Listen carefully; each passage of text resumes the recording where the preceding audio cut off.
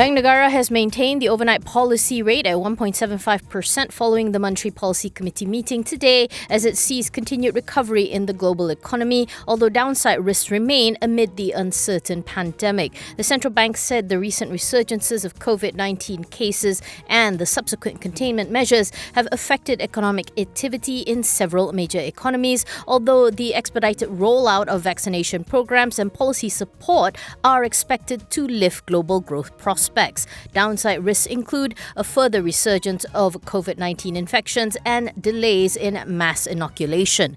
BNM is expecting growth for 2020 to be near the lower end of its forecasted range. It had previously forecasted GDP constriction between minus 3.5% and 5.5% for 2020. While near-term growth will be affected by the containment measures, BNM says the impact in 2021 will be less severe than in 2020. The central bank says the growth trajectory is projected to improve from the second quarter onwards. BNM said underlying inflation is expected to remain subdued amid continued spare capacity in the economy, although the outlook is subject to global commodity prices. Ultimately, the MPC considers the stance of monetary policy to be appropriate and accommodative, but that the stance going forward will be determined by new data and information.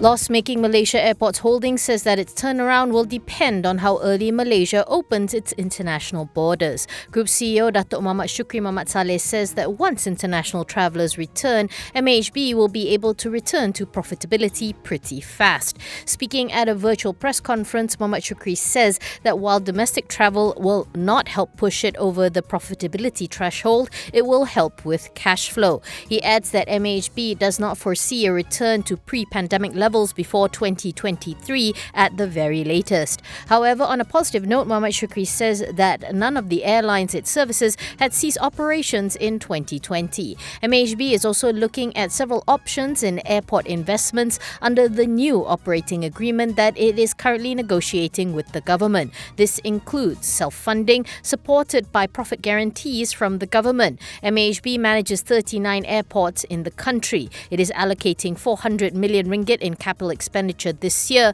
which will partly be used to upgrade its baggage handling system and replace its aero trains.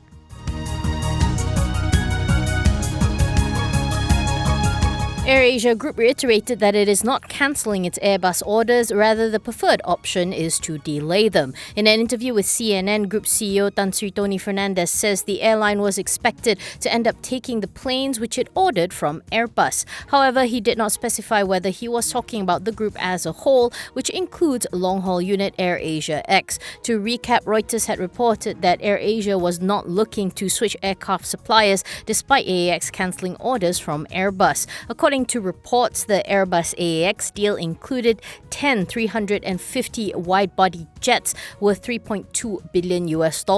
Even so, Airbus still has more than 108 orders from the carrier, and AirAsia remains one of its largest customers.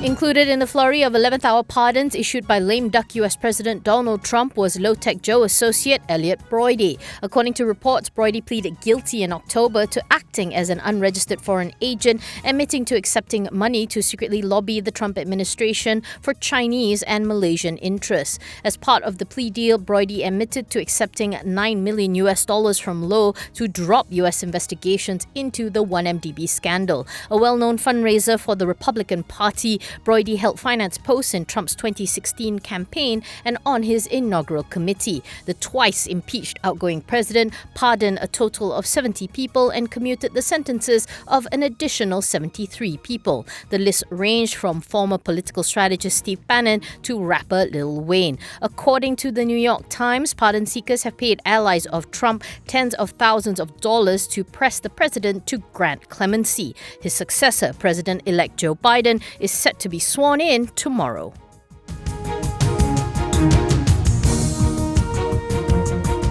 Wydad Business Group is planning to build a mixed development project in Pulau Langkawi with an estimated GDV of 40 billion ringgit. In a statement, the group said the project, dubbed Wydad at Langkasuka, is expected to be completed within 15 to 20 years.